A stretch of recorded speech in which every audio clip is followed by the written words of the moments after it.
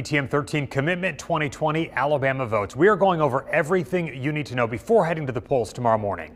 Alabamians will see 6 amendments to the state constitution on the ballot on Tuesday. We're highlighting each of the possible changes. The amendments will be at the very bottom of your ballot after you vote for everything else. So first up, statewide Amendment 1. This deals with the language in the state constitution describing who has a right to vote. Right now, the Constitution reads that every U.S. citizen, but if the amendment passes, the Constitution will be changed to only U.S. citizens have a right to vote. This would not change the requirement for voting. Amendment 2 covers changes to the state judicial system. Some of those changes include allowing the Alabama Supreme Court to appoint the administrative director of courts. Right now, that is a position appointed only by the Chief Justice. If passed, Amendment 2 would also increase membership on the Judicial Inquiry Commission from 9 members to 11 members. I want to get to Amendment 3 now. This covers judges who are appointed to fill a vacancy. Right now, an appointed judge is allowed to serve 1 year in the office before they have to run for that office. If Amendment 3 passes, appointed judges would be allowed to serve 2 years in office before they would be required to run. Amendment 4 seeks to remove racist language from the state constitution. If this amendment passes, the state legislature would then be allowed to draft a version of the state constitution when they meet in 2022. That draft, removing any racist language, would still have to come back to voters for the approval. Amendments 5 and 6, almost identical, but they deal with different counties in North Alabama.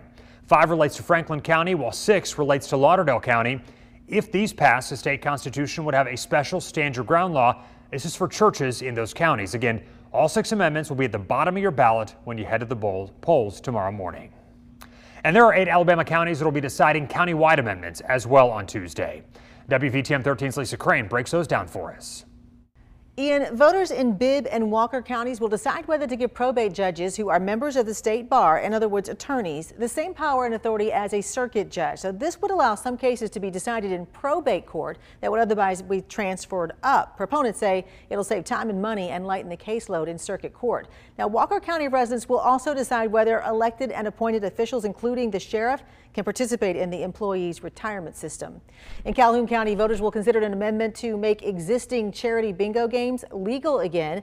They've been in limbo since voters approved an amendment in 2018 to ban bingo within 1,000 yards of any residence.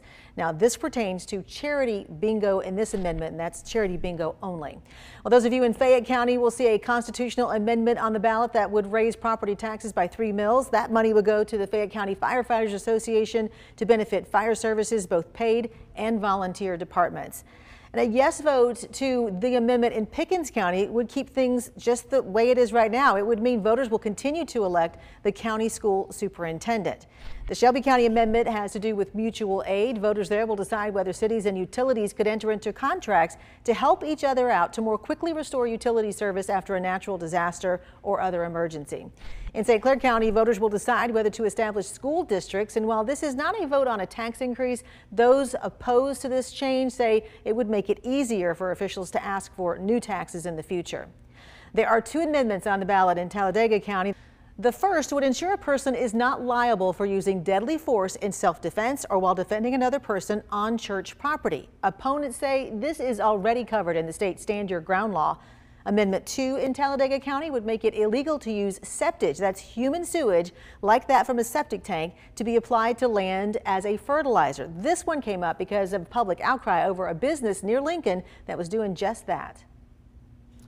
We've got you covered when it comes to election coverage. If you haven't done so, download the WVTM 13 app. We're going to have updates all throughout the day on Tuesday. And then we hope you can join us here tomorrow night. We're going to be on air for election night coverage. Our coverage starts tomorrow morning, in fact, at 4 o'clock before the polls even open. It's going to go throughout the day. Follow our digital coverage tomorrow night starting at 7:30. Number of folks you're going to hear from: Secretary of State John Merrill. We'll have expert analysis from Scott Beeson and Mayor Walt Maddox. We'll also take you live to polling places and campaign headquarters all throughout central Alabama.